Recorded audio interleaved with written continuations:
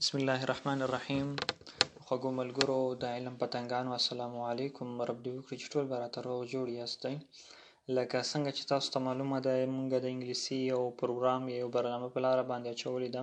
تر هر څه وړاندې خو نن سبا ټول وزګار یو د یو زرین چانس ده چې په وړیا توګه زموږ تر کورونو پورې علم را رسول کیږي، بالخصوص د انګلیسي مینوالو لپاره ډیر په زړه پورې خبره ده.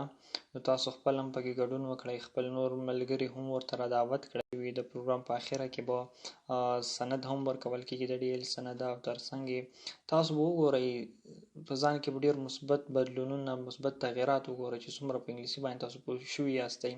یعنې سند هم هغه پوهه تعلیم ډیر زیات مهم ده.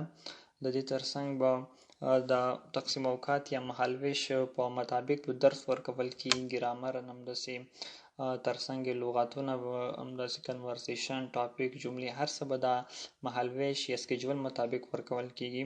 او ترڅنګ به روزانه کورنۍ وظیفه هم کتل کېږي. د هغه دپاره موږ په واټساف کې ځانګړی ګروپ جوړوو او ټول زده کوونکي موږ سره په رسمي بڼه باندې ثبت او راجستر کېږي. او واټساپ له طریقه، همداسې فیسبوک له طریقه، یوټیوب له طریقه چې هر طرف کې تاسو ته اسانه وي په هغه طرف باندې زموږ درس تعقیبولی شئ. نو درس روزمره راسره تعقیبوئ او د واټساپ ګروپونو کې هم ګډون وکړئ. کورنۍ وظیفه هم هملته کتل کېږي. نو هیله مې ده چې خپل هم پکې ګډون وکړئ، تر پایه راسره پاتې شئ، ځکه چې دا یو زرین چانس ده. د دې نه باید استفاده وکړو. وخت به هسې هم تېرېږي، که په کرکټ وي، که په همداسې کېناستو باندې. یو بل د فیسبوک او د یوټیوب روزانه ګورو، نو چې یوازې هغه خندانې ویډیوګانې، فني ویډیوګانې پکې ګورو، هغه پر ځای به یو 15 منټه 10 منټه به درس دا ورکړو که نه. زه تاسو ته په ضمانت سره وایم چې ورځ کې فقط او فقط 15 منټه تاسو دې درس ته ورکړئ. د میاشت په اخره کې بیا تاسو ځان وازمایئ چې تاسو کې څومره تغییر راغلی. د میاشتې په اخره کې مو که ځان کې مثبت تغییر کته، له موږ سره پاتې شئ، درسونه نور هم تعقیب کړئ. که مثبت تغییر مو په ځان کې نه کته، موږ ته ووایئ چې بس محترمه بالکل مې هېڅ نه دي زده کړي، وخت مې ورکړی و، ټایم مې ورته لګولی و، هېڅ مې زده کړي نه دي، نور نشم کولی چې تاسو سره په دې پروګرام کې پاتې شم.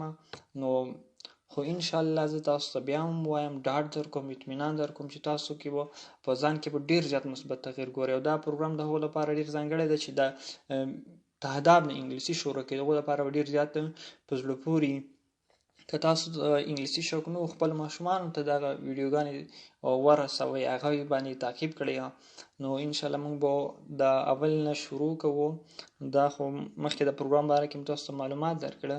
نو د نن نه وروسته به انشاءالله چې د مهالویش تقسیم اوقات مطابق په اونۍ کې 4 ورځې 5 ورځې درس ورکول کېږي. نو هیله ده چې راسره پاتې شئ، خپل وطن آباد کړو، په خپله یې آباد کړو. نه یې روس موږ ته آبادوي، نه یې پاکستان، موږ ته هېڅوک وطن نه آبادوي، موږ به یې آبادوو انشاءالله. مټې به رانغاړو چې په هره برخه کې مو وس کېږي د خپل وس مطابق کار وکړو. نو بیا هم وایم چې خپل ملګري هم ورته دعوت کړئ، زموږ سره تر پایه پورې پاتې شئ. مهالویش مطابق درس درکول کېږي او د واټساپ په ګروپونو کې هم ګډون وکړئ، د کورنۍ وظیفې او د درس چې کوم ګروپونه دي. نو نور مو زرین وخت نه ضایع کوم. د الله په امان.